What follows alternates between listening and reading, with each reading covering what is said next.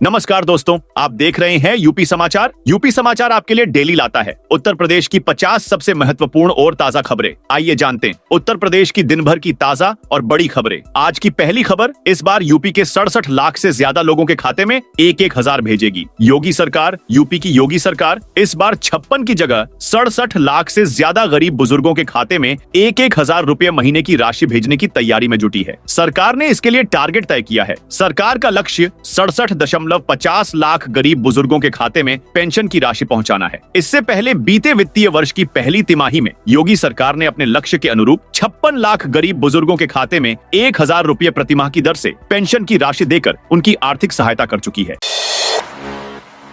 संभल में सपा सांसद बर्क का घर तोड़ा जाएगा, 30 दिन का अल्टीमेटम दिया। संभल से समाजवादी पार्टी के सांसद जियाउर रहमान बर्क की मुश्किलें बढ़ गई हैं। उन पर बिना नक्शा पास कराए मकान निर्माण करने का आरोप साबित हो चुका है। इसके बाद एसडीएम की कोर्ट ने मंगलवार को कड़ा आदेश जारी किया। आदेश के मुताबिक सांसद बर्क के मकान की 1 मीटर गहराई और 14 मीटर लंबाई वाले हिस्से को अवैध मानते हुए हटाने का निर्देश दिया गया है। इस हिस्से को हटाने के लिए सांसद को 30 दिन का समय दिया गया है। में अवैध निर्माण नहीं हटाया गया तो बुलडोजर से यह अवैध निर्माण गिराया जाएगा। साथ ही धारा 9 के तहत 1,35,000 का जुर्माना भी लगाया है।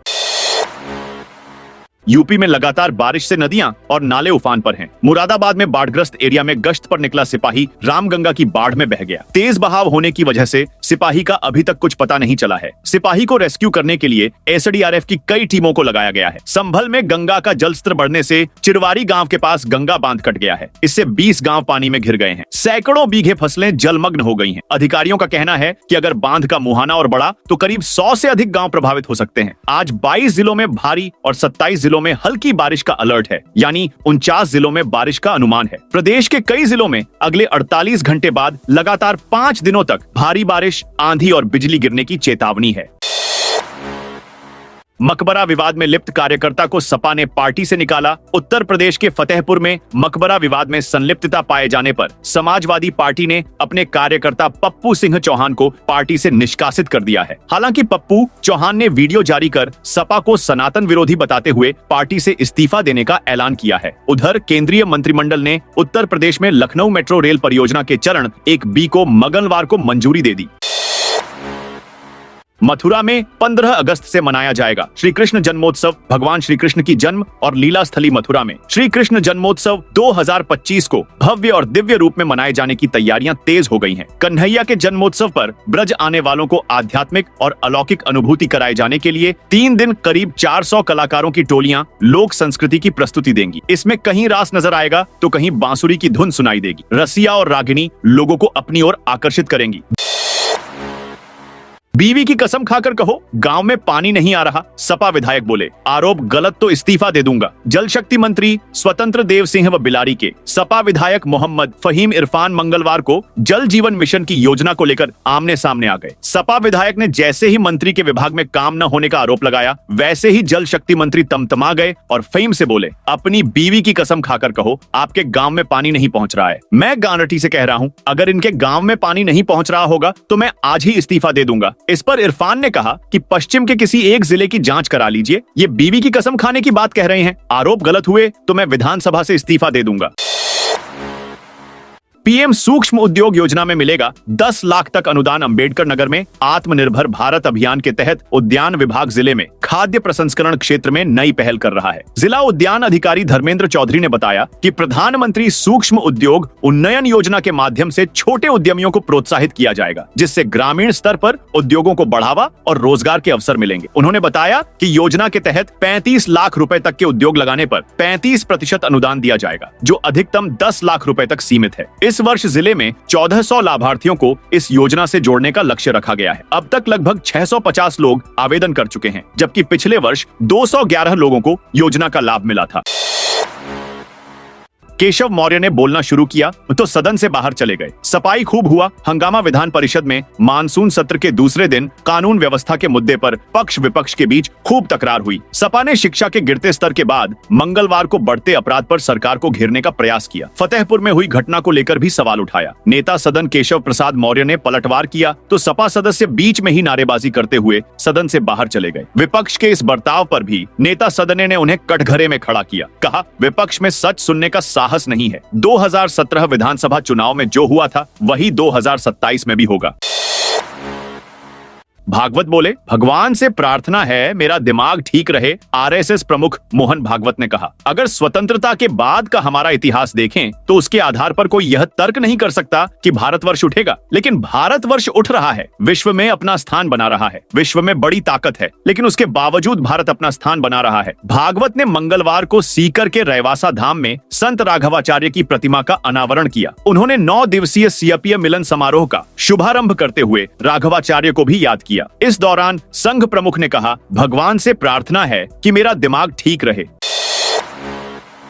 सरकारी स्कूल और पंचायत की भूमि पर बने मकान दुकान टूटेंगे। संभल के तुर्तीपुर इल्हा में सरकारी स्कूल और पंचायत की जमीन पर बने अवैध निर्माण पर प्रशासन ने कार्रवाई शुरू कर दी है। तहसील प्रशासन ने 15 मकान और 25 दुकानों पर लाल निशान लगा दिए हैं। तहसीलदार धीरेन्द्र प्रताप सिंह के नेतृत्व में राजस्व टीम ने नक्शे के आधार पर सरकारी भूमि की पहचान की। प्रशासन 15 दिन का नोटिस जारी करेगा। जवाब मिलने के बाद आगे की कार्रवाई की जाएगी। स्थानीय निवासियों ने इस कार्रवाई का विरोध किया है। बुजुर्ग महिला मायावती ने बताया कि उनके परिवार की 3 पीढ़ियां यहीं गुजर चुकी हैं। उन्होंने कहा कि वे 70 से 80 साल से यहां रह रहे हैं और यह जमीन उनके पूर्वजों ने खरीदी थी।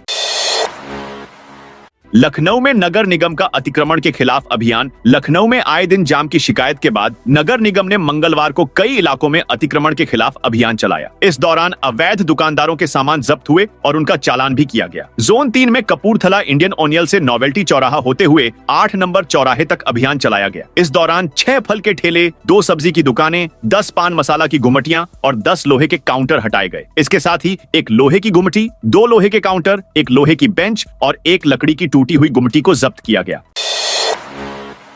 पहली बाढ़ में ही ढही हनुमान मंदिर कॉरिडोर की दीवारें। उत्तर प्रदेश के प्रयागराज स्थित संगम तट पर बड़े हनुमान मंदिर में 40 करोड़ रुपए की लागत से बनाए जा रहे कॉरिडोर प्रोजेक्ट का पहला चरण पहली ही बाढ़ में कमजोर साबित हुआ। गंगा में आई बाढ़ ने मंदिर परिसर की दीवारों और कॉरिडोर के पत्थरों को उखाड़ दिया है। इसे लेकर सवाल उठ रहे हैं कि क्या ये घोर लापरवाही है, क्योंकि दिसंबर 2024 में पीएम मोदी ने इसका उद्घाटन किया था।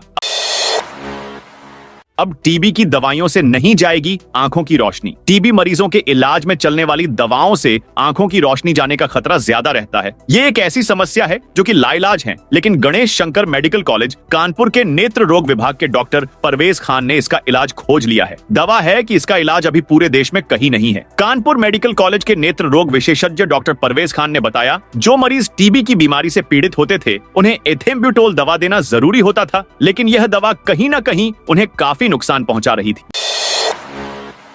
यूपी विधानसभा में एस्ट्रोनॉट शुभांशु के लिए बजी तालियां। लखनऊ में भारतीय वायुसेना के ग्रुप कैप्टन और एस्ट्रोनॉट शुभांशु शुक्ला के नाम पर विधानसभा में मंगलवार को विशेष धन्यवाद प्रस्ताव पारित किया गया। यह प्रस्ताव मानसून सत्र में लखनऊ उत्तरी से विधायक नीरज बोरा ने तैयार किया, जिसे वित्त एवं संसदीय कार्य मंत्री सुरेश खन्ना ने सदन में पेश किया। पूरे सदन ने तालियां बजाकर और हाथ उठाकर सर्वसम्मति से इस प्रस्ताव को पारित किया। प्रस्ताव पर चर्चा करते हुए सदस्यों ने कहा, शुभांशु शुक्ला की यह उपलब्धि न केवल भारतीय वायुसेना के लिए बल्कि उत्तर प्रदेश और पूरे देश के लिए गर्व का विषय है। लखनऊ से होने के नाते यह सफलता प्रदेश के युवाओं के लिए प्रेरणा का स्रोत बनेगी। मेरठ में 39 घंटे बाद किसानों का धरना खत्म। बोले, अफसरों ने 10 दिन में समस्या दूर करने की बात कही। मेरठ में आज दूसरे दिन किसान धरने पर बैठे हैं। रात भर किसान बारिश में बैठे भीगते रहे। भाकियू टिकैत गुट के किसानों का कहना है कि गन्ना मूल्य हमें उतना भी नहीं मिल पा रहा है जितनी लागत उस फसल को पैदा करने में आ रही है। पिछले मीटर हटाकर स्मार्ट मीटर लगाने की योजना सरकार चला रही है। वो पहले जनता को इसके लाभ बताएं। न स्मार्ट मीटर लगाने देंगे, न किसानों का शोषण होने देंगे। जब तक हमारी सभी 150 मांगे पूरी नहीं होंगी, धरना जारी रखेंगे।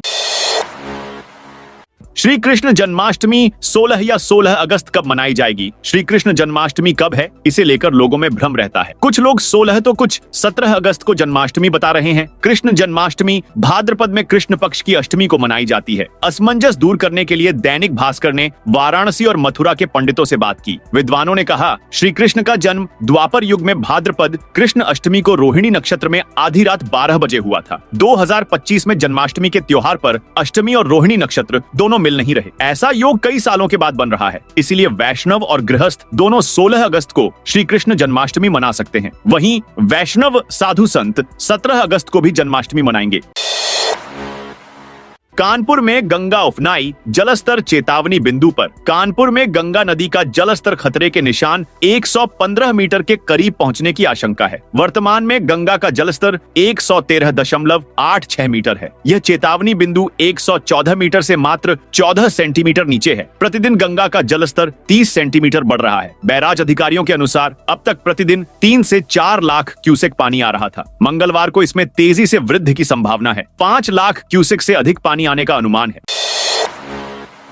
इस बार स्वतंत्रता दिवस पर यूपी में होगा कुछ नया। नदियों के घाटों पर की जाएगी ये व्यवस्था। हर घर तिरंगा अभियान के तहत स्वतंत्रता दिवस पर प्रदेश की सभी नदियों के घाटों पर झंडारोहण होगा। इसके बाद तिरंगा यात्रा भी निकाली जाएगी। मुख्यमंत्री योगी आदित्यनाथ के निर्देश पर सभी 75 जिलों के जिलाधिकारियों, मुख्य विकास अधिकारियों और जिला गंगा समितियों को इसके लिए निर्देश जारी कर दिए गए हैं। इस दौरान घाटों की सफाई करके सजावट की जाएगी। मंत्रोच्चार के साथ नदियों की आरती, दीपदान और होगा। इस दौरान जल संरक्षण और नदियों की स्वच्छता बनाए रखने की शपथ भी ली जाएगी। पुराने लखनऊ में भी दौड़ेगी मेट्रो। नए फेज को मोदी कैबिनेट की मंजूरी। राजधानी लखनऊ वालों के लिए बड़ी खुशखबरी आई है। केंद्र की मोदी सरकार ने लखनऊ मेट्रो के नए फेज 1B को मंजूरी दे दी है। नए फेज में लखनऊ मेट्रो 11 किलोमीटर से ज्यादा दूरी तक बनाई जाएगी। इससे लखनऊ में मेट्रो का दायरा बढ़कर 34 किलोमीटर का हो जाएगा। मोदी कैबिनेट ने नए फेज के लिए 5,801 करोड़ रुपए की मंजूरी दी है। नए फेज में कुल 12 स्टेशन होंगे। इसमें 7 भूमिगत और 5 एलिवेटेड स्टेशन बनाए जाएंगे। यूपी में 255 राजकीय कॉलेजों के जर्जर भवनों के लिए मिले 52 करोड़ रुपए। उत्तर प्रदेश सरकार ने प्रोजेक्ट अलंकार योजना के अंतर्गत 22 जिलों के 255 राजकीय माध्यमिक विद्यालयों के जर्जर भवनों के पुनर्निर्माण हेतु 52 करोड़ 14 लाख रुपए की दूसरी किस्त जारी की है। जिला विद्यालय निरीक्षकों को गुणवत्ता और समयबद्धता सुनिश्चित करने की जिम्मेदारी दी गई है। धनराशि सीधे कार्यदायी संस्थाओं को दी जाएगी, जिसका उपयोग भवनों के पुनर्निर्माण और आवश्यक सुविधाओं के विकास में किया जाएगा। गोरखपुर के रामगढ़ताल में जल्द शुरू होगी बोटिंग। गोरखपुर के रामगढ़ताल में इस समय केवल एक प्लेटफॉर्म से ही बोटिंग हो रही है। वहां आने वाले पर्यटकों को स्पीड बोट पर सफर का मजा नहीं मिल पा रहा है। प्लेटफॉर्म नंबर 1 को छोड़कर अन्य सभी स्थानों से बोटिंग बंद है। गोरखपुर विकास प्राधिकरण अब इन प्लेटफॉर्मों को दोबारा शुरू करने जा रहा है। 2 प्लेटफॉर्म के लिए नए सिरे से टेंडर किए जाएंगे। बंद चल रहे 2 प्लेटफॉर्मों को जल्द ही खोलने की तैयारी है। प्लेटफॉर्म नंबर 10 पर बोटिंग के संचालन का अधिकारी पाने वाली फर्म ने कुछ दिन पहले सरेंडर कर दिया था। वहीं प्लेटफॉर्म नंबर 7 का संचालन कर रही फर्म पर बकाया होने के कारण उसका एग्रीमेंट निरस्त कर दिया गया था। पुतला जलाने पर सपा कार्यकर्ताओं पर एफआईआर। सपा प्रमुख अखिलेश यादव को सोमवार को नई दिल्ली में हिरासत में लिया गया। इसके विरोध में प्रयागराज के सुभाष चौराहा और बैंक रोड पर समाजवादी पार्टी कार्यकर्ताओं ने जोरदार प्रदर्शन किया। कार्यकर्ताओं ने भाजपा सरकार का पुतला दहन कर नारेबाजी की। इस दौरान सड़क पर चक्का जाम कर दिया गया, जिससे आमजन और राहगीरों को भारी परेशानी का सामना करना पड़ा। इस पर कई सपा कार्यकर्ताओं के खिलाफ एफआईआर दर्ज की गई है। यूपी के इस जिले में 3 लाख लोगों को मिलेंगे आवास। सीतापुर रोड पर प्रस्तावित नैमिष नगर योजना में लगभग 3 लाख लोगों को आवासीय सुविधा मिलेगी। एलडीए ने मंगलवार से योजना को धरातल पर उतारने का काम शुरू कर दिया है। बीकेटी तहसील के पुरवा गांव में योजना का पहला साइट ऑफिस बन रहा है। अब एसओपी के तहत योजना के लिए जमीन जुटाने का काम भी जल्द शुरू करेगा। किसानों से संपर्क स्थापित किया जा रहा है। एलडीए योजना के साथ उसमें आ रहे गांवों में संपर्क मार्ग, जल निकासी, खेल मैदान, बारात घर, स्वास्थ्य केंद्र, तालाब, कब्रिस्तान, स्कूल, पार्क व श्मशान आदि कार्य कराएगा। एएमयू में फिर लगे लेकर रहेंगे आजादी के नारे। अलीगढ़ मुस्लिम विश्वविद्यालय में फीस बढ़ोतरी के विरोध में छात्र छात्राओं का प्रदर्शन लगातार जारी है। मंगलवार को भी एएमयू के स्कॉलर ने बाबे सैयद गेट पर प्रदर्शन किया और लेकर रहेंगे आजादी के नारे लगाए। उन्होंने प्रॉक्टर के इस्तीफे की भी मांग की। विद्यार्थियों का कहना है कि इंतजामिया ने छात्रों के बारे में बिना सोचे ही 42% तक फीस बढ़ा दी है। इससे जरूरतमंद परिवार के छात्र इसे भरने में असमर्थ हैं। उनकी पढ़ाई प्रभावित हो रही है। इंतजामिया को जल्द से जल्द अपनी फीस बढ़ोतरी वापस लेनी होगी। जीएसटी मामले में जुर्माने का 10% जमा कर अपील कर सकेंगे करदाता। लखनऊ में विपक्ष के विरोध के बीच विधानसभा ने 6 विधेयकों को बिना चर्चा के पारित कर दिया, जिसमें उत्तर प्रदेश माल और सेवा कर विधेयक 2025 शामिल है, जिससे करदाताओं को जुर्माना कम करने की अनुमति मिलेगी। उत्तर प्रदेश लोक अभिलेख विधेयक 2025 भी पारित हुआ, जिसका उद्देश्य ऐतिहासिक अभिलेखों को संरक्षित करना है।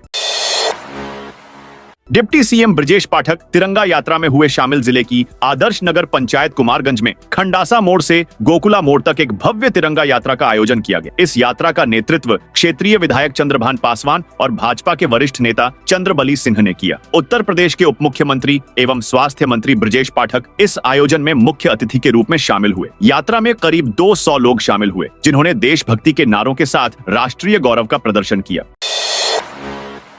लखनऊ में सबसे ज्यादा चालान कराने वाली बाइकों की लिस्ट जारी। शहर में ट्रैफिक नियमों की लगातार अनदेखी करने वाले बाइकर्स पर अब सख्त कार्रवाई की तैयारी है। ट्रैफिक पुलिस ने उन 10 बाइकों की सूची तैयार की है जिन पर सबसे ज्यादा चालान दर्ज हैं। चालान शुल्क का भुगतान न करने पर अब आरटीओ इनके स्वामियों का ड्राइविंग लाइसेंस और वाहन का रजिस्ट्रेशन रद्द करने की प्रक्रिया शुरू करेगा। साइबर क्राइम टीम ने स्कूली बच्चों को दी जानकारी। मऊ में साइबर जागरूकता कार्यक्रम के तहत पुलिस ने देवर्षि इंटर कॉलेज के छात्रों को साइबर अपराधों से बचने के तरीके बताए। पुलिस अधीक्षक इलामारन जी के निर्देश पर यह कार्यक्रम आयोजित किया गया। साइबर क्राइम थाने के प्रभारी निरीक्षक आकाश सिंह ने बताया कि आधुनिक समय में तकनीकी सेवाओं का तेजी से विस्तार हो रहा है। इनका सही इस्तेमाल फायदेमंद है, लेकिन लापरवाही नुकसान पहुंचा सकती है। साइबर अपराधी बैंकिंग, शिक्षा और सरकारी सेवाओं के नाम पर लोगों को ठगते हैं। वे लुभावने ऑफर देकर लोगों को झांसा देते हैं। इससे पीड़ितों को आर्थिक और मानसिक नुकसान होता है। दुधवा टाइगर रिजर्व में हाथी दिवस का जश्न। दुधवा टाइगर रिजर्व प्रभाग पलियाखीरी में अंतर्राष्ट्रीय हाथी दिवस के अवसर पर विशेष कार्यक्रम का आयोजन किया गया। विभिन्न रेंजों में जागरूकता कार्यक्रम और गोष्ठियां आयोजित की गई। इन कार्यक्रमों में पृथ्वी के सबसे बड़े स्तनधारी की जीवन शैली और गतिविधियों के बारे में जानकारी दी गई। लखीमपुर दुधवा टाइगर रिजर्व के अनुभवी महावत इरशाद अली को हाथियों की देखभाल और संवेदनशीलता के लिए गज गौरव सम्मान से सम्मानित किया गया है। उन्नाव में पहली बार स्पीड लेजर गन से चेकिंग। उन्नाव पुलिस ने कानपुर लखनऊ राष्ट्रीय राजमार्ग पर पहली बार स्पीड लेजर गन से यातायात चेकिंग की। पुलिस अधीक्षक दीपक भूकर के निर्देश पर चलाए गए इस अभियान का नेतृत्व प्रभारी निरीक्षक यातायात सुनील कुमार सिंह ने किया। यातायात पुलिस ने स्पीड लेजर गन से वाहनों की रफ्तार मापी। निर्धारित सीमा से अधिक स्पीड पर चलते 25 वाहनों का चालान किया गया। इसके अलावा बिना हेलमेट, बिना सीट बेल्ट, गलत दिशा में वाहन चलाने, ओवरलोडिंग और ओवरटेकिंग के लिए 175 वाहनों पर कार्रवाई की गई। बलरामपुर में यूरिया संकट पर प्रशासन सख्त। बलरामपुर में यूरिया खाद को लेकर लगातार सामने आ रही शिकायतों और किसानों के विरोध प्रदर्शनों के बाद जिला प्रशासन ने कड़ा रुख अपनाया है। जिलाधिकारी पवन अग्रवाल ने स्पष्ट किया है कि जिले में यूरिया की कोई वास्तविक कमी नहीं है, बल्कि कुछ निजी उर्वरक विक्रेता और सहकारी समितियां कृत्रिम संकट पैदा करने की कोशिश कर रही हैं। मंगलवार को IFMS पोर्टल पर प्रदर्शित स्टॉक व बिक्री की समीक्षा के दौरान सामने आया कि कई विक्रेताओं और समितियों के पास पर्याप्त भंडार होने के बावजूद खाद की बिक्री नहीं हो रही है। जया बच्चन ने युवक को धक्का देकर दूर किया। मंगलवार को लोकसभा में मानसून सत्र का 17वां दिन था। संसद के दोनों सदनों में बिहार SIR पर चर्चा की मांग को लेकर आज भी विपक्ष ने हंगामा किया। इधर सपा की राज्यसभा सांसद जया बच्चन सेल्फी लेने पर एक युवक पर भड़क गई। सोमवार को हुई इस घटना का मंगलवार को वीडियो सामने आया है। वीडियो में दिख रहा है कि जया बच्चन ने युवक को जोर से धक्का दिया। कहा, क्या कर रहे हैं आप, व्हाट इज दिस। जया के इतना कहते ही सेल्फी ले रहा युवक सकपका गया। उसने सॉरी बोला, लेकिन जया बच्चन उसको गुस्से से काफी देर तक घूरती रही। लखनऊ में स्वतंत्रता दिवस पर ट्रैफिक डायवर्जन। लखनऊ में स्वतंत्रता दिवस समारोह 2025 के तहत 15 अगस्त को विधानसभा पर झंडारोहण कार्यक्रम के दौरान ट्रैफिक डायवर्जन व्यवस्था लागू रहेगी। इसके लिए 13 और 14 अगस्त को सुबह 9 बजे से रिहर्सल के दौरान भी डायवर्जन किया जाएगा, जिसके लिए वैकल्पिक रास्तों को बनाया गया है।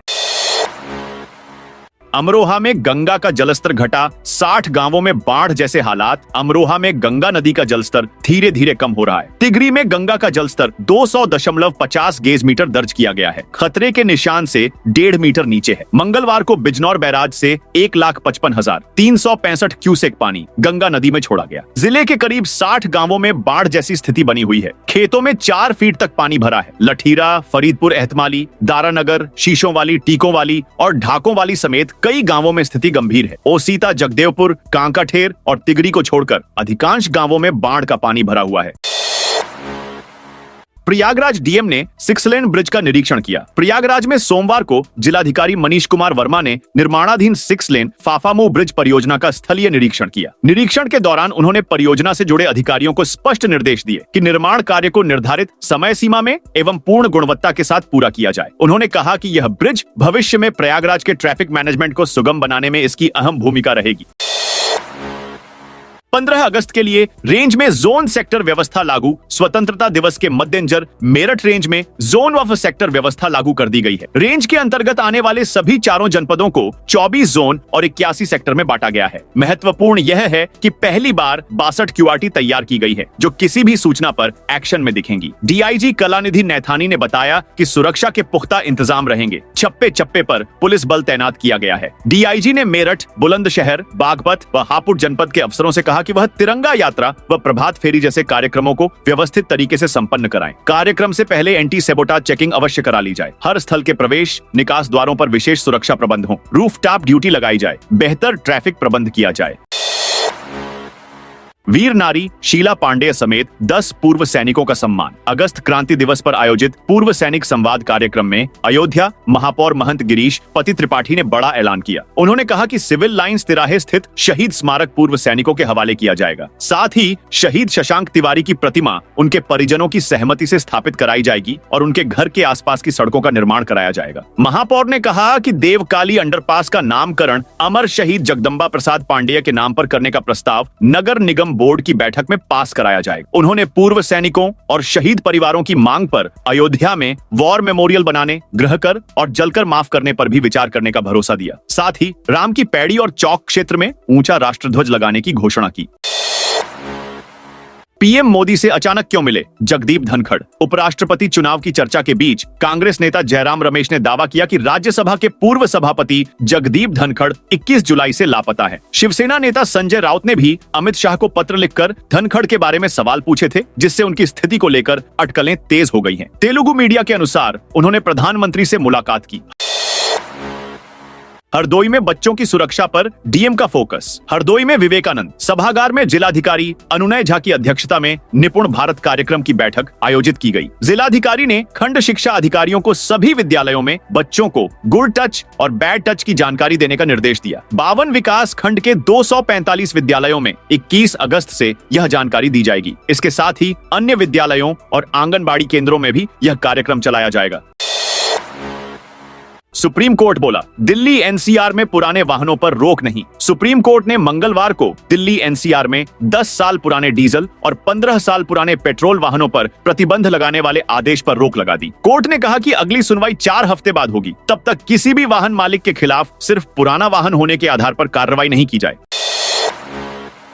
गाय को राष्ट्रीय पशु घोषित करने की कोई प्लानिंग नहीं। केंद्र सरकार ने सदन में कहा है कि गाय को राष्ट्रीय पशु घोषित करने की कोई प्लानिंग नहीं है। केंद्रीय मत्स्य पालन, पशुपालन और डेयरी राज्य मंत्री एसपी सिंह बघेल ने हरिद्वार से भाजपा सांसद त्रिवेंद्र सिंह रावत के सवाल के जवाब में ये बात कही। उन्होंने कहा, संविधान के अनुच्छेद 246(3) के अनुसार केंद्र और राज्यों के बीच बांटी गई विधायी शक्तियों के मुताबिक पशुओं का संरक्षण ऐसा मामला है जिस पर राज्य विधानमंडल को कानून बनाने का विशेष अधिकार है। बघेल ने कहा कि केंद्र सरकार गायों के संवर्धन, संरक्षण और पालन के लिए राज्यों केंद्र शासित प्रदेशों के उठाए कदमों का समर्थन करने के लिए दिसंबर 2014 से राष्ट्रीय गोकुल मिशन लागू कर चुकी है। तो दोस्तों, यह थी आज उत्तर प्रदेश के सभी जिलों की दिन भर की ताजा और बड़ी खबरें।